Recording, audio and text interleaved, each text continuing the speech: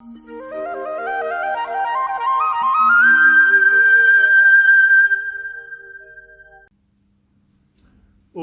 जी का खालसा वाहिगुरु जी की फतेह। स्वागत है जी आप सारिया भैणां और वीरां दा इस गुरमत क्लास विच।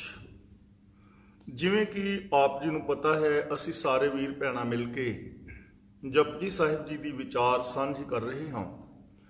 कल असां पहली पौड़ी की विचार सांझी कीती सी, अज दूजी पौड़ी की विचार आप जी दे नाल सांझी करांगे। कल असीं विचारिया सी कि सचियार होना साडी जिंदगी का गोल है। सचियार होने दे नाल साडे जीवन दीयां सारियां समस्यावां हल हो सकदियां ने, चाहे वो राजनीतिक ने, आर्थिक ने, समाजिक ने, धार्मिक ने, परिवारक समस्यावां ने जां साडियां व्यवहारिक समस्यावां ने। इन्हां सारियां दा सोल्यूशन सच है, सचियार हो जाना है। ते सचियार कहते हैं मन बचन और कर्म करके जो सच के नाल जुड़िया हुआ है उन्होंने सचियार कहा जाता है। जिसकी मानसिकता सच्ची है, जिसके बोलों में सच है, जिसके विहार के अंदर सच है, जो अंदरों बाहरों एक है मन बचन कर्म करके। नाल गुरुदेव पातशाह जी ने सचियार होने का साधन दसिया सी कि जिवें कुछ लोग ने तीर्थां आदिक ते नहांदे ने, शरीर नूं पवित्र करते हैं, तो एवें सचियार नहीं होया जांदा। दूजा साधन सी चुप होने का, समाधियां लाने का, मौन धारण करने का। तो मौन धारण करन नाल समाधियां लाने दे नाल कदे भी मनुख सचियार नहीं हुंदा और ना ही इसके आत्मक जीवन विच विकास हुंदा। तीजा साधन सी कि तृष्णा के अधीन रह के बहुत सारे पदार्थ इकट्ठे कर लेने, मन नूं पहला रजा लेना। तो यह साधन भी ठीक नहीं है, क्योंकि मन कदे भी रजदा नहीं, सगों होर विकारां दे अंदर भटकदा है। तृष्णा के अधीन भुखिया रहन दे नाल कदे भी मन तृप्त नहीं हुंदा, चाहे जिन्ने मर्जी पदार्थ साडे कोल आ जाण, संतोख तो बिना रज नहीं हुंदा। चौथा साधन सी लोग चलाकियां वरतदे ने। चलाकियां वरतन वाला बंदा अंदरों होर और बाहरों होर होएगा। ये मन चंचला चतुराई किने ना पाए। तो चलाकियां वरतन दे नाल दोगली नीति नाल कदे भी सचियार नहीं होया जा सकता। तो गुरु जी ने आप सवाल किया है, जो सारी मनुखता का सवाल है, किव सचियारा हुई है कि सचियार किवें होया जा सकता है। तो उसका उत्तर दिता सी, हुक्म रजाई चलना नानक लिखिया नाल। लिखिया नाल का मतलब जदों तो ये जीव होंद विच आया है, जदों तो ये संसार होंद विच आया है, अदिस्ता आकार होंद विच आया है, शुरू तो धुर तो ही, धुर तो का मतलब शुरू तो ही ये नेम है कि हुक्म दे अंदर तुरन वाला बंदा सचियार हो सकता है। तो हुक्म बारे असी विचार की सी कल। हुक्म का मतलब है रजा भाना। रजा भाना हुक्म जां लेख, ये वास्ते असी एक शब्द वरत सकते हाँ, सिस्टम जां कुदरत की नियमावली, लॉ ऑफ नेचर। हुण ये हुक्म की है, गुरुदेव पातशाह जी ने इस दूजी पौड़ी के अंदर सानू समझाया है कि हुक्म की है, हुक्म के अंदर की कुछ हो रहा है। गुरुदेव पातशाह ने बड़े प्यार के नाल सानू समझाया। जदों आप गोह दे नाल इस पावन पौड़ी नूं पढ़ोगे, विचारोगे, तो साडी एक बहुत वड्डे सवाल का सोल्यूशन भी सानू इत्थे मिल जाएगा। जिवें आम लोग मनदे ने ना कि किसी की किस्मत चंगी हुंदी है तो वह सुखी और शांत हो जाता है, किसी की किस्मत माड़ी हुंदी है तो उसकी जिंदगी के अंदर दुख आउंदे ने, और ये बारे कहा जाता है कि किस्मत लिखी आउंदी है, किस्मत तो बिना कुछ नहीं मिलता। तो इत्थे इस चीज़ का सवाल भी सानू मिल जाएगा जे असी बड़े ठरमे और बड़े प्यार के नाल विचारन का यतन करांगे। तो दूजी पौड़ी की पहली पंक्ति विच गुरु जी बख्शिश कर रहे हैं, हुक्मी होवन आकार हुक्म ना कहा जाई। हुक्मी का मतलब है हुक्म विच, आकार का मतलब जो भी आकार है, निक्के जे बैक्टीरिया तो लैके वड्डे सारे हाथी तक मनुख मात्र ਪਸ਼ੂ ਪੰਛੀ, ਜੀਵ ਜੰਤ ਔਰ ਇਸ ਤੋਂ ਬਾਅਦ ਹਵਾ, ਪਾਣੀ, ਧਰਤੀ, ਆਕਾਸ਼, ਚੰਦਰਮਾ, ਖੰਡ ਮੰਡਲ, ਬ੍ਰਹਿਮੰਡ, ਇਹ ਸਭ ਕੁਝ ਹੁਕਮ ਦੇ ਅੰਦਰ ਹੋ ਰਿਹਾ ਹੈ। ਹੁਕਮ ਦਾ ਮਤਲਬ ਸਿਸਟਮ, ਹੁਕਮ ਦਾ ਮਤਲਬ ਲਾ ਆਫ ਨੇਚਰ, ਕੁਦਰਤ ਦੇ ਜੋ ਬਚਵੇਂ ਨਿਯਮ ਨੇ ਉਹਨਾਂ ਦੇ ਅੰਦਰ ਇਹ ਆਕਾਰ ਪੈਦਾ ਹੋ ਰਿਹਾ। ਹੁਣ ਅਸੀਂ ਦੇਖਦੇ ਹਾਂ ਜਿਵੇਂ ਸਾਡੀ ਪਕੜ ਵਿੱਚ 4 ਖਾਣੀਆਂ ਆਈਆਂ ਨੇ, ਅੰਡਜ, ਜੇਰਜ, ਸੇਤਜ, ਉਤਪੁਜ। ਤਾਂ ਇਹ ਚਾਰੇ ਹੀ ਖਾਣੀਆਂ ਦੇ ਕੁਝ ਨਿਯਮ ਨੇ, ਉਹਨਾਂ ਨਿਯਮਾਂ ਦੇ ਅੰਦਰ ਹੀ ਇਹ ਸਾਰੇ ਜੀਵ ਜੰਤ ਪੈਦਾ ਹੋ ਰਹੇ ਨੇ। ਜਿਵੇਂ ਮਨੁੱਖ ਹੈ ਤਾਂ ਕਰੀਬ 9-10ਵੇਂ ਮਹੀਨੇ ਬੱਚਾ ਜਨਮ ਲੈਂਦਾ ਹੈ। ਇਸੇ ਤਰ੍ਹਾਂ ਪਸ਼ੂ ਪੰਛੀ ਨੇ, ਉਹਨਾਂ ਦੇ ਜਨਮ ਦੇ ਨਿਯਮ ਨੇ। ਜੋ ਵਨਸਪਤੀ ਹੈ, ਰੁੱਖ ਦਰਖਤ ਨੇ, ਉਹਨਾਂ ਦੇ ਉਤਪਤੀ ਦੇ ਕੁਝ ਨਿਯਮ ਨੇ। ਜੋ ਸਾਡੀਆਂ ਫਸਲਾਂ ਨੇ ਉਹਨਾਂ ਦੇ ਨਿਯਮ ਨੇ। ਹਰ ਚੀਜ਼ ਕਿਸੇ ਨਿਯਮ ਦੇ ਅੰਦਰ ਪੈਦਾ ਹੋ ਰਹੀ ਹੈ। ਨਿਯਮ ਤੋਂ ਬਾਹਰ ਕੁਝ ਵੀ ਨਹੀਂ ਹੈ। ਹੁਣ ਕਈ ਲੋਕ ਇਹ ਵਿਚਾਰ ਦੇਣਗੇ ਕਿ ਅੱਜ ਕੱਲ੍ਹ ਟੈਸਟ ਟਿਊਬ ਬੇਬੀ ਨੇ, ਤਾਂ ਟੈਸਟ ਟਿਊਬ ਬੇਬੀ ਵੀ ਕਿਸੇ ਨਿਯਮ ਦੇ ਅੰਦਰ ਹੈ। ਉਹਨੂੰ ਡਾਕਟਰ ਲੋਕ ਐਕਸਪਲੇਨ ਕਰ ਸਕਦੇ ਨੇ। ਬਿਨਾਂ ਨਿਯਮ ਤੋਂ ਟੈਸਟ ਟਿਊਬ ਦੇ ਅੰਦਰ ਅਸੀਂ ਜੇ ਬੱਚੇ ਪੈਦਾ ਕਰਨੇ ਚਾਹੀਏ ਤਾਂ ਨਹੀਂ ਕਰ ਪਾਵਾਂਗੇ। ਕਹਿਣ ਤੋਂ ਭਾਵ ਕਿ ਹਰ ਚੀਜ਼ ਸਿਸਟਮ ਦੇ ਅੰਦਰ ਹੈ। ਕੁਦਰਤ ਦੇ ਨਿਯਮਾਂ ਨੂੰ ਸਮਝ ਕੇ ਅਸੀਂ ਇਹਨਾਂ ਚੀਜ਼ਾਂ ਨੂੰ ਸਮਝ ਸਕਦੇ ਹਾਂ। ਧਰਤੀ ਹੈ, ਤਾਰੇ ਨੇ, ਚੰਦਰਮਾ ਨੇ, ਇਹ ਸਭ ਕੁਝ ਨਿਯਮਾਂ ਦੇ ਅੰਦਰ ਨੇ, ਨਿਯਮ ਤੋਂ ਬਾਹਰ ਨਹੀਂ ਹੈ। ਜਿਵੇਂ ਵਿਗਿਆਨਿਕ ਲੋਕ ਬਿਗ ਬੈਂਗ ਦੀ ਥਿਊਰੀ ਪੇਸ਼ ਕਰਦੇ ਨੇ। ਜੇ ਬਿਗ ਬੈਂਗ ਦੀ ਥਿਊਰੀ ਨੂੰ ਜੋ ਲੋਕ ਮੰਨਣ ਵਾਲੇ ਨੇ, ਜਦੋਂ ਬਿਗ ਬੈਂਗ ਦੀ ਥਿਊਰੀ ਨੂੰ ਆਪ ਵਾਚੋਗੇ ਤਾਂ ਉਹਦੇ ਅੰਦਰ ਵੀ ਕੁਝ ਨਿਯਮ ਨੇ। ਉਹਨਾਂ ਨਿਯਮਾਂ ਦੇ ਅੰਦਰ ਹੀ ਇਹ ਸੰਸਾਰ ਪੈਦਾ ਹੋ ਰਿਹਾ। ਔਰ 3 ਚੀਜ਼ਾਂ ਹੋ ਰਹੀਆਂ ਨੇ, ਜਨਮ, ਜੀਵਨ ਔਰ ਮੌਤ। ਨਿਕਾਸ, ਵਿਕਾਸ ਔਰ ਵਿਨਾਸ਼, ਇਹ 3 ਚੀਜ਼ਾਂ ਨਿਯਮ ਦੇ ਅੰਦਰ ਨੇ। ਜੇ ਅਸੀਂ ਕੋਈ ਪੌਦਾ ਬੀਜਣਾ ਹੈ ਤਾਂ ਉਹ ਨਿਯਮ ਦੇ ਅੰਦਰ ਉਹਨੇ ਪੈਦਾ ਹੋਣਾ ਹੈ, ਨੇਮ ਦੇ ਅੰਦਰ ਉਸ ਦੀ ਪਾਲਣਾ ਹੋਏਗੀ ਔਰ ਨੇਮ ਦੇ ਅੰਦਰ ਆਖਿਰ ਉਸ ਦਾ ਵਿਨਾਸ਼ ਹੋ ਜਾਏਗਾ।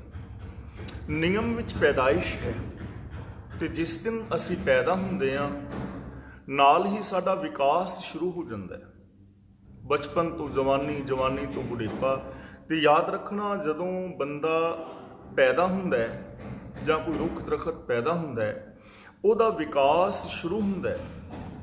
ਤੇ ਇਹ ਗੱਲ ਧਿਆਨ ਵਿੱਚ ਰੱਖਣੀ, ਵਿਨਾਸ਼ ਵੀ ਨਾਲ ਹੀ ਸ਼ੁਰੂ ਹੋ ਜਾਂਦਾ ਹੈ। ਆਖਿਰ ਉਹ ਵਿਕਾਸ ਹੀ ਉਸ ਨੂੰ ਵਿਨਾਸ਼ ਵੱਲ ਲੈ ਜਾਂਦਾ ਹੈ। ਜੇ ਅਸੀਂ ਪੈਦਾ ਨਾ ਹੁੰਦੇ ਤਾਂ ਅਸੀਂ ਬੱਚੇ ਵੀ ਨਹੀਂ ਸੀ ਬਣਨਾ।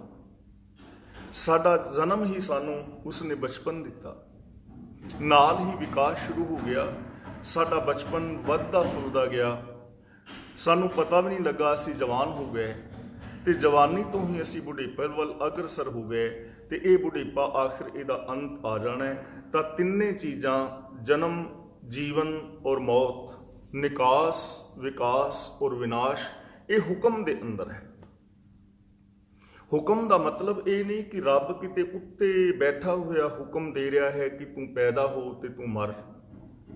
ਹੁਕਮ ਦਾ ਮਤਲਬ ਹੈ ਇੱਕੋ ਵਾਰੀ ਨੇਮ ਬਣ ਚੁੱਕੇ ਨੇ, ਇੱਕੋ ਵਾਰੀ ਜੋ ਕੁਛ ਪਾਣਾ ਸੀ ਪਾ ਦਿੱਤਾ ਹੈ, ਜੋ ਕੁਛ ਪਾਇਆ ਸੋ ਏਕਾ ਵਾਰ। ਤੇ ਉਹ ਰੱਬ ਇਸ ਸੰਸਾਰ ਤੋਂ ਵੱਖਰਾ ਨਹੀਂ ਹੈ। ਇਹ ਚੀਜ਼ ਖਾਸ ਸਮਝਣ ਵਾਲੀ ਔਰ ਧਿਆਨ ਵਿੱਚ ਰੱਖਣ ਵਾਲੀ ਹੈ। ਉਹ ਆਪ ਇਸ ਕਾਇਨਾਤ ਦੇ ਅੰਦਰ ਸਮਾਇਆ ਹੋਇਆ ਹੈ। ਹੁਕਮੀ ਹੋਵਨ ਆਕਾਰ। ਪਰ ਅਗਲਾ ਬਚਨ ਕਰਦੇ ਨੇ, ਹੁਕਮ ਨਾ ਕਹਿਆ ਜਾਈ। ਹੁਕਮ ਬਾਰੇ ਕਿਹਾ ਨਹੀਂ ਜਾ ਸਕਦਾ। ਹੁਣ ਇਹਦਾ ਮਤਲਬ ਇਹ ਨਹੀਂ ਕਿ ਅਸੀਂ ਹੁਕਮ ਬਾਰੇ, ਕੁਦਰਤ ਦੇ ਨਿਯਮਾਂ ਬਾਰੇ ਗੱਲ ਨਹੀਂ ਕਰ ਸਕਦੇ, ਸਮਝ ਨਹੀਂ ਸਕਦੇ ਜਾਂ ਉਹਨਾਂ ਨੂੰ ਜਾਣ ਨਹੀਂ ਸਕਦੇ। ਅਸੀਂ ਜਾਣ ਸਕਦੇ ਹਾਂ, ਕੁਝ ਨਿਯਮਾਂ ਨੂੰ ਜਾਣਿਆ ਹੈ ਵਿਗਿਆਨਕਾਂ ਨੇ, ਡਾਕਟਰਾਂ ਨੇ, ਇੰਜੀਨੀਅਰ ਲੋਕਾਂ ਨੇ, ਹੋਰ ਆਮ ਮਨੁੱਖ ਮਾਤਰ ਨੇ ਸਮਝਿਆ ਹੈ ਨਾ ਸਾਰੀਆਂ ਚੀਜ਼ਾਂ ਨੂੰ ਜਾਣਿਆ ਹੈ। ਔਰ ਉਹਨਾਂ ਨਿਯਮਾਂ ਰਾਹੀਂ ਖੋਜਾਂ ਕਰਕੇ ਕਿੰਨਾ ਕੁਛ ਪੈਦਾ ਕੀਤਾ ਹੈ। ਅੱਗੇ ਬਹੁਤ ਕੁਛ ਵਿਕਾਸ ਹੋਏਗਾ, ਇਹਦਾ ਕੋਈ ਅੰਤ ਨਹੀਂ ਹੈ। ਇੱਥੇ ਹੁਕਮ ਨਾ ਕਹਿਆ ਜਾਈ ਦਾ ਮੀਨਿੰਗ ਇਹ ਹੈ ਕਿ ਹੁਕਮ ਦਾ ਅੰਤ ਨਹੀਂ ਪਾਇਆ ਜਾ ਸਕਦਾ। ਜੇ ਅਸੀਂ ਕੁਦਰਤ ਦੇ ਨਿਯਮਾਂ ਦਾ ਅੰਤ ਪਾਣਾ ਚਾਹੀਏ ਤਾਂ ਅਸੀਂ ਕੁਦਰਤ ਦੇ ਨਿਯਮਾਂ ਦਾ ਅੰਤ ਨਹੀਂ ਪਾ ਸਕਾਂਗੇ ਕਿ ਇੱਥੋਂ ਸਿਸਟਮ ਸ਼ੁਰੂ ਹੁੰਦਾ ਹੈ, ਇੱਥੇ ਜਾ ਕੇ ਮੁੱਕ ਜਾਂਦਾ ਹੈ।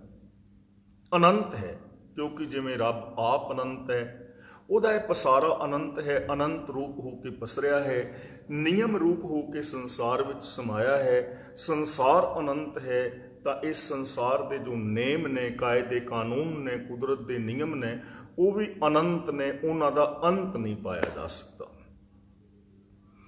ਤਾਂ ਇਹ ਇੱਥੇ ਚੀਜ਼ ਸਮਝਣ ਵਾਲੀ ਹੈ ਕਿ ਇਹ ਹੁਕਮ, ਇਹ ਨਿਯਮ ਅਨੰਤ ਨੇ, ਤਾਂ ਇਸ ਦਾ ਮਤਲਬ ਜੋ ਖੋਜਾਂ ਨੇ ਉਹ ਵੀ ਅਨੰਤ ਹੋਣਗੀਆਂ। ਅਸੀਂ ਕਹਿੰਦੇ ਆ ਨਾ ਚਾਰ ਖਾਣੀਆਂ, ਪਰ ਚਾਰ ਖਾਣੀਆਂ ਗੁਰੂ ਨਾਨਕ ਦੇਵ ਜੀ ਤੋਂ ਪਹਿਲਾਂ ਮੰਨੀਆਂ ਜਾ ਰਹੀਆਂ ਸੀ। ਮਨੁੱਖ ਦੀ ਪਕੜ ਵਿੱਚ ਚਾਰ ਖਾਣੀਆਂ ਆਈਆਂ, ਚਾਰ ਬਾਣੀਆਂ ਆਈਆਂ, ਪਰ ਗੁਰੂ ਜੀ ਪਾਵਨ ਬਾਣੀ ਵਿੱਚ ਕਹਿੰਦੇ ਨੇ ਕੀਤੀਆਂ ਖਾਣੀ ਕੀਤੀਆਂ ਬਾਣੀ, ਕੀਤੇ ਪਾਤ ਨਰਿੰਦ, ਕੀਤੀਆਂ ਸੁਰਤੀ ਸੇਵਕ ਕੀਤੇ, ਨਾਨਕ ਅੰਤ ਨਾ ਅੰਤ। ਖਾਣੀਆਂ ਬਾਣੀਆਂ ਦਾ ਕੋਈ ਅੰਤ ਨਹੀਂ ਹੈ। ਪੈਦਾਇਸ਼ ਦੇ ਸਾਧਨ ਅਨੰਤ ਨੇ, ਅਨੰਤ ਹੋ ਸਕਦੇ ਨੇ। ਸਾਡੀ ਪਕੜ ਦੇ ਵਿੱਚ ਚਾਰ ਖਾਣੀਆਂ ਆਈਆਂ ਨੇ, ਤਾਂ ਇਹਦਾ ਮਤਲਬ ਇਹ ਨਹੀਂ ਕਿ ਗੁਰੂ ਨਾਨਕ ਦੇਵ ਜੀ ਜਾਂ ਗੁਰਬਾਣੀ ਸਿਰਫ ਚਾਰ ਖਾਣੀਆਂ ਦੀ ਪ੍ਰੋੜਤਾ ਕਰਦੀ ਹੈ, ਨਹੀਂ। ਕਿਉਂਕਿ ਚਾਰਾਂ ਦੀ ਗੱਲ ਕਹੀ ਜਾ ਰਹੀ ਸੀ, ਇਸ ਲਈ ਚਾਰ ਖਾਣੀਆਂ ਵਰਤਿਆ ਹੈ। ਪਰ ਗੁਰੂ ਜੀ ਦਾ ਆਪਣਾ ਮੰਨਣਾ ਹੈ ਕਿ ਅਨੰਤ ਖਾਣੀਆਂ ਨੇ, ਅਨੰਤ ਬਾਣੀਆਂ ਨੇ, ਅਨੰਤ ਪੈਦਾਇਸ਼ ਦੇ ਢੰਗ ਨੇ। ਹੁਕਮ ਦੇ ਅੰਦਰ ਸਭ ਕੁਝ ਹੋ ਰਿਹਾ ਹੈ, ਲੇਕਿਨ ਹੁਕਮ ਦਾ ਅੰਤ ਪਾਇਆ ਨਹੀਂ ਜਾਂਦਾ। ਤਾਂ ਇਹ ਚੀਜ਼ ਨੋਟ ਕਰ ਲਓ, ਜਦੋਂ ਵੀ ਹੁਕਮ, ਰਜਾ, ਭਾਣਾ ਜਾਂ ਲੇਖ ਸ਼ਬਦ ਆਵੇ ਤਾਂ ਉਹਦਾ ਮਤਲਬ ਹੁੰਦਾ ਹੈ ਸਿਸਟਮ, ਲਾ ਆਫ ਨੇਚਰ। ਲੇਖ ਨਾ ਮਿਟਈ ਹੈ ਸਖੀ, ਜੋ ਲਿਖਿਆ ਕਰਤਾਰ। ਹੁਣ ਇਹਨੂੰ ਬੜੇ ਗਲਤ ਢੰਗ ਦੇ ਨਾਲ ਬਿਆਨ ਕਰਦੇ ਨੇ ਕੁਝ ਲੋਕ ਕਿ ਮੱਥੇ ਦੇ ਉੱਤੇ ਲੇਖ ਲਿਖੇ ਨੇ, ਉਹਨਾਂ ਲੇਖਾਂ ਨੂੰ ਮਿਟਾਇਆ ਨਹੀਂ ਜਾ ਸਕਦਾ, ਤੇ ਇਹਨੂੰ ਕਿਸਮਤ ਦੇ ਨਾਲ ਜੋੜਦੇ ਨੇ ਕਿ ਗੁਰੂ ਜੀ ਨੇ ਕਿਹਾ ਹੈ ਕਿਸਮਤ ਲਿਖੀ ਹੈ। ਨਾ, ਲੇਖ ਦਾ ਮਤਲਬ ਹੁਕਮ, ਭਾਣਾ, ਸਿਸਟਮ, ਕਿ ਜੋ ਕੁਦਰਤ ਦੇ ਅੰਦਰ ਨਿਯਮ ਬਣੇ ਨੇ, ਇਹਨਾਂ ਕੁਦਰਤੀ ਨਿਯਮਾਂ ਨੂੰ ਮਿਟਾਇਆ ਨਹੀਂ ਜਾ ਸਕਦਾ। ਕਿਵੇਂ ਨਹੀਂ ਮਿਟਾਇਆ ਜਾ ਸਕਦਾ? ਜਿਵੇਂ ਅਸੀਂ ਰੋਜ਼ ਵਿਚਾਰ ਕਰ ਰਹੇ ਹਾਂ, ਸਿੰਪਲ ਜੀ ਮਿਸਾਲ, ਕਿ ਅਸੀਂ ਆਕਸੀਜਨ ਨਾਲ ਜਿੰਦਾ ਹਾਂ। ਇਹ ਲੇਖ ਲਿਖਿਆ ਹੈ ਨਾ, ਇਹ ਸਿਸਟਮ ਹੈ, ਇਹ ਹੁਕਮ ਹੈ, ਰਜਾ ਭਾਣਾ ਹੈ, ਕੁਦਰਤ ਦਾ ਨਿਯਮ ਹੈ। ਤਾਂ ਅਸੀਂ ਕਾਰਬਨ ਮੋਨੋਆਕਸਾਈਡ ਨਾਲ ਜਿੰਦਾ ਨਹੀਂ ਰਹਿ ਸਕਦੇ। ਪਾਣੀ ਦੇ ਵਿੱਚ ਵੜਨ ਦੇ ਨਾਲ ਜੇ ਤਰਨਾ ਨਹੀਂ ਆਉਂਦਾ ਤੇ ਬੰਦਾ ਡੁੱਬੇਗਾ। ਇਹ ਲੇਖ ਹੈ ਨਾ, ਤਾਂ ਅਸੀਂ ਡੁੱਬਾਂਗੇ ਜੇ ਤਰਨਾ ਨਹੀਂ ਆਉਂਦਾ ਤੇ। ਜੇ ਤਰਨਾ ਆਉਂਦਾ ਹੈ ਤੇ ਅਸੀਂ ਤੈਰ ਸਕਦੇ ਹਾਂ, ਜਿਹਨੂੰ ਤੈਰਨਾ ਨਹੀਂ ਆਏਗਾ ਡੁੱਬੇਗਾ। ਤਾਂ ਇਹ ਸਿਸਟਮ ਹੈ। ਲੇਖ ਨਾ ਮਿਟਈ ਹੈ ਸਖੀ, ਜੋ ਲਿਖਿਆ ਕਰਤਾਰ ਦਾ ਮਤਲਬ ਕਿ ਜੋ ਪ੍ਰਭੂ ਨੇ ਜਾਂ ਇਸ ਕੁਦਰਤ ਦੇ ਅੰਦਰ ਜੋ ਨਿਯਮ ਬਣਾਏ ਨੇ, ਬਣੇ ਨੇ, ਉਹਨਾਂ ਨੂੰ ਮਿਟਾਇਆ ਨਹੀਂ ਜਾ ਸਕਦਾ, ਉਹਨਾਂ ਤੋਂ ਬਾਹਰ ਜੀਵਿਆ ਨਹੀਂ ਜਾ ਸਕਦਾ। ਅਗਲਾ ਬਚਨ ਕਰਦੇ ਨੇ ਹੁਕਮੀ ਹੋਵਨ ਜੀ। ਇਹਨੂੰ ਜੀ ਨਹੀਂ ਪੜਨਾ। ਜਦੋਂ ਵੀ ਕਿਸੇ ਅਕਸ਼ਰ ਦੇ ਪਿੱਛੇ ਐੜਾ ਆਏ ਨਾ ਖਾਲੀ, ਤਾਂ ਉਹ ਜੋ ਪਹਿਲੇ ਅਕਸ਼ਰ ਨੂੰ ਲਗ ਮਾਤਰ ਲੱਗੀ ਹੁੰਦੀ ਹੈ, ਉਸ ਨੂੰ ਥੋੜਾ ਲੰਬਾ ਕਰ ਦੇਣਾ ਹੈ, ਐੜਾ ਆਪੇ ਹੀ ਭੁੱਲ ਜਾਏਗਾ। ਹੁਕਮੀ ਹੋਵਨ ਜੀ, ਐੜਾ ਆਪੇ ਹੀ ਭੁੱਲ ਜਾਂਦਾ ਹੈ। ਹੁਕਮੀ ਹੋਵਨ ਜੀ, ਜੀ ਦਾ ਮਤਲਬ ਜੀਵ ਜੰਤ, ਹੁਕਮੀ ਦਾ ਮਤਲਬ ਹੁਕਮਾਂ ਵਿੱਚ, ਨੇਮਾਂ ਦੇ ਅੰਦਰ। ਕੁਦਰਤ ਦੀ ਜਿਹੜੀ ਨਿਯਮਾਵਲੀ ਹੈ, ਉਸ ਨਿਯਮਾਵਲੀ ਦੇ ਅੰਦਰ ਜੀਵ ਜੰਤ ਪੈਦਾ ਹੋ ਰਿਹਾ। ਹੁਣ ਜੋ ਅੰਡਿਆਂ ਵਾਲੇ ਜੀਵ ਨੇ, ਮੰਨ ਲਓ ਸਪੋਜ਼ ਕਿ ਕਿਸੇ ਪੰਛੀ ਦੇ ਅੰਡੇ ਨੇ, ਤਾਂ ਉਸਨੇ ਉਹਨਾਂ ਅੰਡਿਆਂ ਦੇ ਉੱਤੇ ਬਹਿਣਾ ਹੈ, ਕਿੰਨੀ ਉਹਨੂੰ ਹੀਟ ਦੇਣੀ ਹੈ, ਇਹ ਉਹਨਾਂ ਪੰਛੀਆਂ ਨੂੰ ਗਿਆਨ ਹੈ। ਤੇ ਉਹਨਾਂ ਅੰਡਿਆਂ ਦੇ ਵਿੱਚੋਂ ਬੱਚੇ ਨਿਕਲਦੇ ਨੇ। ਤੇ ਜੇ ਕਿਸੇ ਪੰਛੀ ਦੇ ਅੰਡੇ ਨੂੰ ਫਰਿੱਜ ਦੇ ਵਿੱਚ ਰੱਖ ਦਿੱਤਾ ਜਾਏ ਉਸ ਨਿਯਮ ਤੋਂ ਉਲਟ, ਤਾਂ ਉਹ ਬੱਚਾ ਉਹਦੇ ਚੋਂ ਪੈਦਾ ਨਹੀਂ ਹੋਏਗਾ। ਤੇ ਜੇ ਉਸ ਅੰਡੇ ਨੂੰ ਗਰਮ ਪਾਣੀ ਵਿੱਚ ਉਬਾਲ ਦਿੱਤਾ ਜਾਏ ਕਿ ਮਤਲਬ ਹੀਟ ਹੀ ਦੇਣੀ ਹੈ, ਜਰਾ ਜਲਦੀ ਹੀਟ ਦੇ ਦਿਓ ਤੇ ਬੱਚਾ ਛੇਤੀ ਪੈਦਾ ਹੋ ਜਾਏ, ਤਾਂ ਐਵੇਂ ਨਹੀਂ ਨਾ ਹੋਣਾ। ਸਿਸਟਮ ਹੈ ਇੱਕ, ਉਸ ਸਿਸਟਮ ਦੇ ਅੰਦਰ ਹੀ ਅੰਡੇ ਚੋਂ ਬੱਚਾ ਪੈਦਾ ਹੋਏਗਾ। ਇਸੇ ਤਰ੍ਹਾਂ ਹਰ ਜੀਵ ਜੰਤ ਦਾ ਨਿਯਮ ਹੈ ਕੁਦਰਤ ਦਾ, ਉਸ ਕੁਦਰਤ ਦੇ ਨੇਮ ਦੇ ਅੰਦਰ ਇਹ ਜੀਵ ਜੰਤ ਪੈਦਾ ਹੋ ਰਹੇ ਨੇ। ਚਾਹੇ ਨਿੱਕਾ ਜਿਹਾ ਬੈਕਟੀਰੀਆ ਹੈ, ਚਾਹੇ ਵੱਡਾ ਸਾਰਾ ਹਾਥੀ ਹੈ, ਮਨੁੱਖ ਮਾਤਰ ਹੈ, ਪਸ਼ੂ ਪੰਛੀ ਨੇ, ਸਭ ਜੀਵ ਰੱਬੀ ਹੁਕਮ ਦੇ ਅੰਦਰ ਪੈਦਾ ਹੋ ਰਹੇ ਨੇ। ਹੁਕਮ ਦਾ ਮਤਲਬ ਸਿਸਟਮ, ਹੁਕਮ ਦਾ ਮਤਲਬ ਲਾ ਆਫ ਨੇਚਰ, ਹੁਕਮ ਦਾ ਮਤਲਬ ਕੁਦਰਤ ਦੀ ਨਿਯਮਾਵਲੀ। ਹੁਕਮ ਮਿਲੇ ਵਡਿਆਈ। ਹੁਣ ਇਸ ਦੁਨੀਆ ਵਿੱਚ ਕਿੰਨੇ ਲੋਕ ਨੇ ਜਿਨ੍ਹਾਂ ਨੂੰ ਵਡਿਆਈ ਮਿਲਦੀ ਹੈ, ਜਿਨ੍ਹਾਂ ਨੂੰ ਬੜਾ ਵੱਡਾ ਮਾਣ ਮਿਲਦਾ ਹੈ। ਹੁਣ ਇਹ ਮਾਣ ਇਹ ਨਹੀਂ ਕਿ ਰੱਬ ਨੇ ਲਿਖ ਕੇ ਭੇਜਿਆ ਹੈ ਉੱਤੋਂ ਕਿ ਇਹਨੂੰ ਮਾਣ ਮਿਲੇਗਾ। ਜੇ ਤੇ ਐਵੇਂ ਹੈ ਰੱਬ ਨੇ ਲਿਖ ਕੇ ਭੇਜਿਆ ਹੈ ਤਾਂ ਫਿਰ ਤਾਂ ਜਿਨ੍ਹਾਂ ਲੋਕਾਂ ਦੀ ਬੇਇੱਜ਼ਤੀ ਹੁੰਦੀ ਹੈ ਉਹਦਾ ਜ਼ਿੰਮੇਵਾਰ ਰੱਬ ਹੋਇਆ ਫਿਰ ਤਾਂ, ਕਿਉਂਕਿ ਉਹਨੇ ਮੇਰੀ ਕਿਸਮਤ ਵਿੱਚ ਲਿਖਿਆ ਨਹੀਂ ਮਾਣ, ਇਸ ਕਰਕੇ ਨਹੀਂ ਮਿਲੇਗਾ। ਫਿਰ ਤਾਂ ਜ਼ਿੰਮੇਵਾਰ ਰੱਬ ਹੋਇਆ ਸਾਡੀ ਬੇਇੱਜ਼ਤੀ ਦਾ, ਤਾਂ ਇੱਜ਼ਤ ਦਾ ਵੀ ਜ਼ਿੰਮੇਵਾਰ ਰੱਬ ਹੋਇਆ। ਪਰ ਐਸਾ ਨਹੀਂ ਹੈ। ਹੁਕਮ ਦਾ ਮਤਲਬ ਹੁਕਮ ਵਿੱਚ, ਹੁਕਮ ਦੇ ਦੁਆਰਾ, ਸਿਸਟਮ ਵਿੱਚ, ਕੁਦਰਤੀ ਨਿਯਮਾਂ ਵਿੱਚ ਕਿਸੇ ਨੂੰ ਵਡਿਆਈ ਮਿਲਦੀ ਹੈ। ਕਿਵੇਂ ਮਿਲਦੀ ਹੈ? ਦੇਖੋ, ਹਜ਼ਾਰਾਂ ਸਾਲਾਂ ਤੋਂ ਲੋਕ ਫਲ ਖਾ ਰਹੇ ਸਨ, ਹਜ਼ਾਰਾਂ ਸਾਲਾਂ ਤੋਂ ਖਾ ਰਹੇ ਸਨ। ਸੇਬ ਡਿੱਗਦੇ ਸਨ, ਅਮਰੂਦ ਡਿੱਗਦੇ ਸਨ, ਬੇਰ ਡਿੱਗਦੇ ਸਨ, ਲੋਕ ਚੁੱਕ ਕੇ ਖਾਂਦੇ ਸਨ, ਪੱਥਰ ਮਾਰ ਕੇ ਤੋੜਦੇ ਸਨ, ਖਾਂਦੇ ਸਨ। ਪਰ ਨਿਊਟਨ ਦੇ ਉੱਤੇ ਇੱਕ ਫਲ ਡਿੱਗਿਆ ਤੇ ਨਿਊਟਨ ਨੇ ਪਹਿਲੀ ਵਾਰ ਸੋਚਿਆ ਕਿ ਇਹ ਫਲ ਥੱਲੇ ਕਿਉਂ ਡਿੱਗਿਆ ਹੈ, ਰੁੱਖ ਨਾਲੋਂ ਟੁੱਟ ਕੇ ਉੱਤੇ ਨੂੰ ਕਿਉਂ ਨਹੀਂ ਉੱਡ ਗਿਆ, ਸੱਜੇ ਖੱਬੇ ਕਿਉਂ ਨਹੀਂ ਚਲਾ ਗਿਆ, ਆਕਾਸ਼ ਵੱਲ ਕਿਉਂ ਨਹੀਂ ਉੱਡ ਗਿਆ।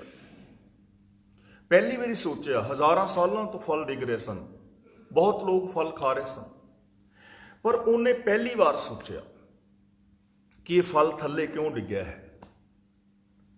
ਤੇ ਜਦੋਂ ਸੋਚਿਆ, ਖੋਜ ਕੀਤੀ, ਤਾਂ ਉਹਨੂੰ ਪਤਾ ਲੱਗਾ ਕਿ ਧਰਤੀ ਦੇ ਅੰਦਰ ਆਕਰਸ਼ਣ ਸ਼ਕਤੀ ਹੈ, ਗ੍ਰੇਵਿਟੀ ਫੋਰਸ ਹੈ। ਧਰਤੀ ਹਰ ਸ਼ੈ ਨੂੰ ਆਪਣੇ ਵੱਲ ਖਿੱਚਦੀ ਹੈ। ਉਹਨੇ ਖੋਜ ਕੀਤੀ, ਉਹਦੇ ਇਹਨਾਂ ਸਿਧਾਂਤਾਂ ਤੇ ਬਹੁਤ ਸਾਰੇ ਖੋਜਾਂ ਹੋਰ ਕੀਤੀਆਂ ਗਈਆਂ, ਤਾਂ ਇਹ ਮਾਣ ਕਿਵੇਂ ਮਿਲਿਆ ਉਹਨੂੰ? ਵਡਿਆਈ ਮਿਲੀ ਨਾ, ਨਿਊਟਨ ਨੂੰ ਮਿਲੀ ਕਿ ਗ੍ਰੇਵਿਟੀ ਫੋਰਸ ਤੱਕ ਖੋਜ ਕਰਤਾ ਨਿਊਟਨ ਹੈ। ਇਹ ਹੁਣ ਵਡਿਆਈ ਮੈਨੂੰ ਕਿਉਂ ਨਹੀਂ ਮਿਲੀ, ਤੁਹਾਨੂੰ ਕਿਉਂ ਨਹੀਂ ਮਿਲੀ, ਹੋਰ ਕਿਸੇ ਨੂੰ ਕਿਉਂ ਨਹੀਂ ਮਿਲੀ? ਕਿਉਂਕਿ ਉਹਨੇ ਖੋਜ ਕੀਤੀ ਹੈ ਨਾ। ਤਾਂ ਵਡਿਆਈ ਉਸ ਨੂੰ ਮਿਲੇਗੀ ਜੋ ਸਿਸਟਮ ਦੇ ਅੰਦਰ ਚੱਲੇਗਾ। ਜੇ ਕਿਸੇ ਬੰਦੇ ਨੂੰ, ਹੁਣ ਦੇਖੋ ਭਗਤ ਪੂਰਨ ਸਿੰਘ ਜੀ ਨੇ, ਉਹਨਾਂ ਨੂੰ ਵਡਿਆਈ ਮਿਲੀ, ਤਾਂ ਉਹਨਾਂ ਨੂੰ ਵਡਿਆਈ ਕਿਉਂ ਮਿਲੀ? ਉਹ ਵਡਿਆਈ ਸਾਨੂੰ ਕਿਉਂ ਨਹੀਂ ਮਿਲੀ? ਉਹਦਾ ਰੀਜ਼ਨ ਹੈ ਕਿ ਅਸੀਂ ਉਹ ਕੰਮ ਕੀਤਾ ਹੀ ਨਹੀਂ। ਸਿਸਟਮ ਹੈ ਨਾ ਕਿ ਜੋ ਕਿਸੇ ਦੀ ਸੇਵਾ ਕਰੇਗਾ, ਜੋ ਭਲਾ ਕਰੇਗਾ, ਉਸ ਬੰਦੇ ਨੂੰ ਵਡਿਆਈ ਮਿਲੇਗੀ। ਤੇ ਜੇ ਬੰਦਾ ਸਿਸਟਮ ਵਿੱਚ ਚੱਲਣ ਤੋਂ ਬਿਨਾਂ ਹੀ ਕਹੇ ਕਿ ਮੈਨੂੰ ਵਡਿਆਈ ਮਿਲੇ, ਮੇਰਾ ਮਾਣ ਕਰੋ, ਮੇਰਾ ਸਤਿਕਾਰ ਕਰੋ, ਤੇ ਮੰਗਿਆ ਵਡਿਆਈ ਥੋੜਾ ਮਿਲਦੀ।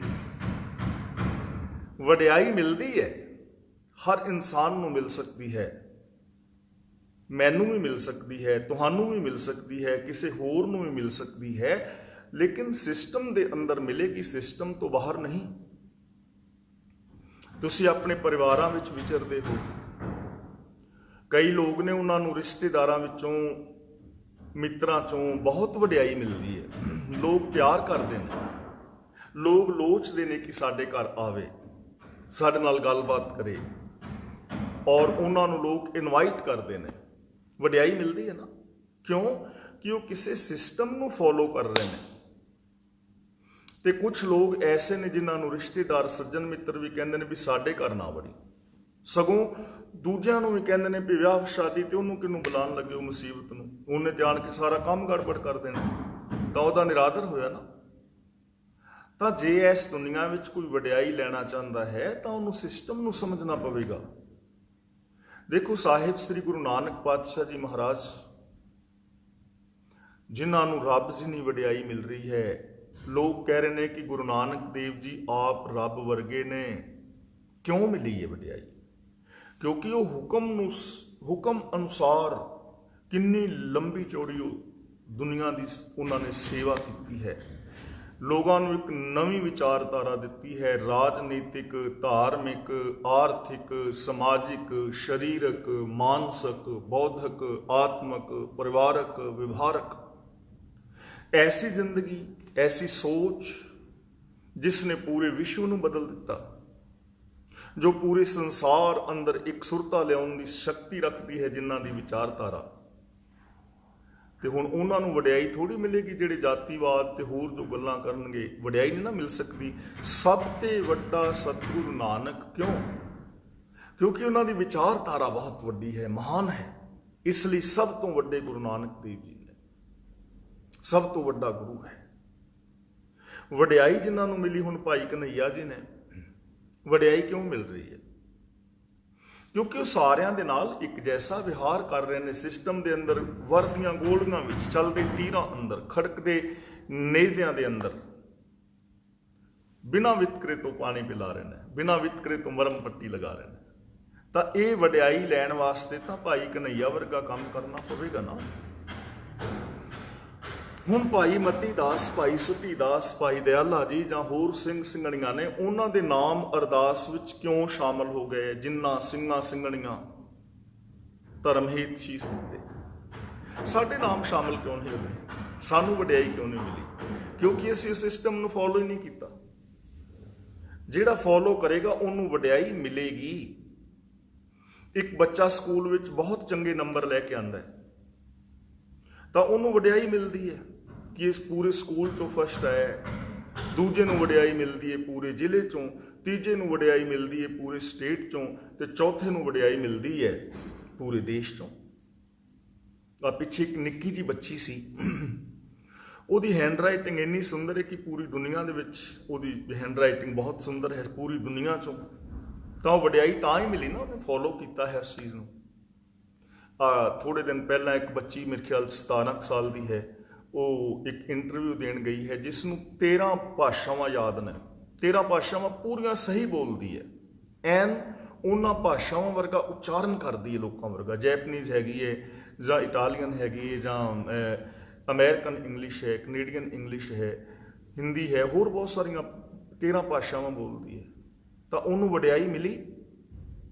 ਹੁਣ ਇਹ ਵਡਿਆਈ ਤਾਂ ਉਸੇ ਨੂੰ ਮਿਲੇਗੀ ਨਾ ਜਿਹੜਾ 13 ਲੈਂਗੁਏਜ ਯਾਦ ਕਰੇਗਾ। ਜੇ ਉਹਦੇ ਤੋਂ ਅੱਗੇ ਜਾਣਾ ਤੇ 14 ਯਾਦ ਕਰਨੀਆਂ ਪੈਣਗੀਆਂ, ਜਿਹੜਾ ਯਾਦ ਕਰੇਗਾ ਉਹਨੂੰ ਮਿਲ ਜਾਏਗੀ। ਤਾਂ ਵਡਿਆਈ ਮਾਣ ਮੰਗਿਆ ਨਹੀਂ ਮਿਲਦਾ, ਹੁਕਮ ਵਿੱਚ। ਤੇ ਹੁਕਮ ਦਾ ਮਤਲਬ ਇਹ ਨਹੀਂ ਵੀ ਉੱਤੋਂ ਲਿਖਿਆ ਆਇਆ ਹੈ। ਇਹ ਸੰਸਾਰ ਦੇ ਕੁਦਰਤ ਦੇ ਨੇਮ ਨੇ, ਇਹਨਾਂ ਨੂੰ ਹੁਕਮ ਕਹਿੰਦੇ ਨੇ। ਹੁਕਮੀ ਹੋਵਨ ਜੀ ਹੁਕਮ ਮਿਲੇ ਵਡਿਆਈ। ਅਗਲਾ ਬਚਨ ਕਰਦੇ ਨੇ, ਹੁਕਮੀ ਉੱਤਮ ਨੀਚ ਹੁਕਮ ਲਿਖ ਦੁੱਖ ਸੁਖ ਪਾਈਏ।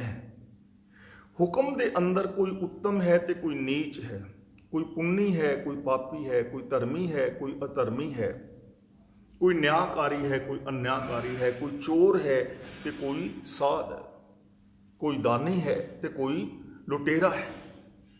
ਹੁਕਮ ਦੇ ਅੰਦਰ ਕੋਈ ਉੱਤਮ ਔਰ ਕੋਈ ਨੀਚ, ਚੰਗੇ ਔਰ ਮਾੜੇ, ਸਾਰੇ ਹੁਕਮ ਵਿੱਚ ਨੇ।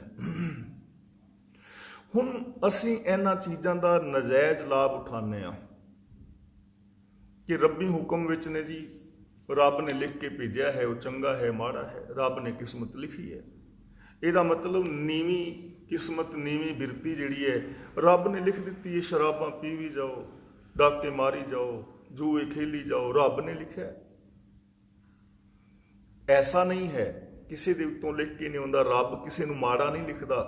ਕੋਈ ਮਾਂ-ਬਾਪ ਹੈ ਜਿਹੜਾ ਆਪਣੇ ਇੱਕ ਬੱਚੇ ਨੂੰ ਕਹੇ ਤੂੰ ਚੋਰੀਆਂ ਕਰ, ਡਾਕੇ ਮਾਰ, ਕਤਲ ਕਰ, ਸ਼ਰਾਬਾਂ ਪੀ, ਨਸ਼ੇ ਖਾ, ਤੇ ਦੂਜੇ ਨੂੰ ਕਹੇ ਵੀ ਤੂੰ ਧਰਮੀ ਬਣ? ਨਹੀਂ ਨਾ। ਮਾਂ-ਬਾਪ ਤਾਂ ਹਰ ਬੱਚੇ ਨੂੰ ਚੰਗਾ ਵੇਖਣਾ ਚਾਹੁੰਦਾ ਹੈ। ਏਕ ਪਿਤਾ ਏਕਸ ਕੇ ਹੰਬਾਰਿਕ, ਪੂਰੀ ਦੁਨੀਆ ਰੱਬ ਸਾਂਝਾ ਪਿਤਾ ਹੈ ਤੇ ਉਹਦੀ ਸੰਤਾਨ ਹੈ, ਤਾਂ ਉਹ ਸਾਰਿਆਂ ਨੂੰ ਹੀ ਚੰਗਾ ਬਣਾਏਗਾ ਨਾ, ਸਾਰਿਆਂ ਨੂੰ ਸੁੱਖ ਦੇਵੇਗਾ ਨਾ, ਸਾਰਿਆਂ ਵਾਸਤੇ ਇੱਕੋ ਜਿਹੇ ਸਾਧਨ ਪੈਦਾ ਕਰੇਗਾ। ਤੇ ਉਸਨੇ ਕੀਤੇ ਵੀ ਨੇ। ਸੂਰਜ ਇਹ ਨਹੀਂ ਕਿ ਚੰਗਿਆਂ ਨੂੰ ਰੋਸ਼ਨੀ ਦੇ ਰਿਹਾ ਤੇ ਮਾੜਿਆਂ ਨੂੰ ਨਹੀਂ ਦਿੰਦਾ। ਅਮੀਰ ਦੇ ਮਹਿਲ ਵਿੱਚ ਉਸ ਚਾਨਣਾ ਦੇਵੇਗਾ ਤੇ ਗਰੀਬ ਦੀ ਝੁੱਗੀ ਵਿੱਚ ਨਹੀਂ ਦੇਵੇਗਾ। ਐਸਾ ਕੋਈ ਨਿਯਮ ਨਹੀਂ। ਸਭ ਵਾਸਤੇ ਬਰਾਬਰ ਮੌਕੇ ਨੇ, ਬਰਾਬਰ ਸਾਧਨ ਨੇ। ਉੱਤਮ ਔਰ ਨੀਚ ਹੁਕਮ ਵਿੱਚ ਹੈ। ਹੁਕਮ ਦਾ ਮਤਲਬ ਕੀ ਹੈ ਜੀ? ਬੋਲ ਕੇ ਦੱਸੋ ਆਪਣੇ ਅਨਮਿਊਟ ਹੋਣ ਤੋਂ ਬਿਨਾਂ ਹੀ। ਹੁਕਮ ਦਾ ਮਤਲਬ ਸਿਸਟਮ, ਹੁਕਮ ਦਾ ਮਤਲਬ ਨਿਯਮ, ਲਾ ਆਫ ਨੇਚਰ। ਇਸ ਨੇਚਰ ਦੇ ਲਾ ਦੇ ਅੰਦਰ, ਹੁਕਮ ਦੇ ਅੰਦਰ ਕੋਈ ਉੱਤਮ ਹੈ। ਦੇਖੋ, ਜੇ ਚੰਗੇ ਬੋਲ ਬੋਲੋਗੇ, ਪਿਆਰੇ ਬੋਲ ਬੋਲੋਗੇ, ਮਿੱਠੇ ਬੋਲ ਬੋਲੋਗੇ, ਪਰ ਉਪਕਾਰ ਕਰੋਗੇ ਤਾਂ ਉੱਤਮ ਹੋ ਜਾਓਗੇ ਨਾ। ਇਹ ਸਿਸਟਮ ਹੈ। ਤੁਹਾਨੂੰ ਉੱਤਮ ਕਿਹਾ ਜਾਏਗਾ, ਚੰਗੇ ਕਿਹਾ ਜਾਏਗਾ, ਧਰਮੀ ਕਿਹਾ ਜਾਏਗਾ। ਤੇ ਜੇ ਭਾਈ ਝੂਠ ਬੋਲੋਗੇ, ਕਤਲ ਕਰੋਗੇ, ਡਾਕੇ ਮਾਰੋਗੇ, ਈਰਖਾ ਕਰੋਗੇ, ਹੰਕਾਰ ਕਰਕੇ ਦੂਜਿਆਂ ਨੂੰ ਨੀਵਾਂ ਵਿਖਾਓਗੇ ਤੇ ਤੁਸੀਂ ਨੀਚ ਹੋ ਜਾਓਗੇ। ਇਹ ਸਿਸਟਮ ਵਿੱਚ ਹੈ, ਇਹਨੂੰ ਕੋਈ ਬਦਲ ਨਹੀਂ ਸਕਦਾ। ਸਿਸਟਮ ਵਿੱਚ ਹੁਣ ਮਰਜ਼ੀ ਸਾਡੀ ਆਪਣੀ ਹੈ ਵੀ ਉੱਤਮ ਬਣਨਾ ਕਿ ਨੀਚ ਬਣਨਾ। ਰੱਬ ਕਿਸੇ ਦਾ ਵੈਰੀ ਨਹੀਂ ਹੈ। ਅਸੀਂ ਆਪ ਆਪਣੇ ਵੈਰੀ ਹਾਂ। ਅਸੀਂ ਆਪ ਆਪਣੇ ਆਪ ਨੂੰ ਨੀਵਾਂ ਬਣਾ ਲਿਆ ਹੈ, ਕਿਉਂਕਿ ਅਸੀਂ ਨੇਮ ਉਹ ਫੋਲੋ ਕੀਤੇ ਨੇ ਜੋ ਥੱਲੇ ਨੂੰ ਜਾ ਰਹੇ ਨੇ। ਪੌੜੀਆਂ ਸਿਰਫ ਪੌੜੀਆਂ ਨੇ, ਪੌੜੀਆਂ ਨਾ ਥੱਲੇ ਜਾਂਦੀਆਂ ਨੇ ਨਾ ਉੱਤੇ ਜਾਂਦੀਆਂ ਨੇ। ਬੰਦਾ ਚਾਹੇ ਪੌੜੀਆਂ ਰਾਹੀਂ ਉੱਤੇ ਚਲਾ ਜਾਏ ਚਾਹੇ ਥੱਲੇ ਆ ਜਾਏ, ਪੌੜੀਆਂ ਤੇ ਪੌੜੀਆਂ, ਇੱਕ ਉੱਤੇ ਜਾ ਰਿਹਾ ਇੱਕ ਥੱਲੇ ਆ ਰਿਹਾ, ਉਹਦੀ ਮਰਜ਼ੀ। ਜੀਵਨ ਹੈ, ਇਹਦੇ ਵਿੱਚ ਗਿਰਾਵਟ ਵੀ ਹੈ, ਇਹਦੇ ਵਿੱਚ ਉਚਾਈ ਵੀ ਹੈ। ਕਾਮ, ਕ੍ਰੋਧ, ਲੋਭ ਆਦਿਕ ਦੀ ਗਲਤ ਵਰਤੋਂ ਕਰੋ, ਇਹ ਗਿਰਾਵਟ ਵਿੱਚ ਲੈ ਜਾਣਗੇ। ਇਹਨਾਂ ਦੀ ਸਹੀ ਵਰਤੋਂ ਕਰੋ, ਸਤ ਸੰਤੋਖ ਦੇ ਰੂਪ ਵਿੱਚ ਉੱਚੇ ਲੈ ਜਾਣਗੇ। ਮਰਜ਼ੀ ਹਰ ਇੱਕ ਦੀ ਇਹ ਸਿਸਟਮ ਹੈ, ਇਹਦੇ ਤੋਂ ਫਿਰ ਬਾਹਰ ਨਹੀਂ ਹੋਇਆ ਜਾ ਸਕਦਾ।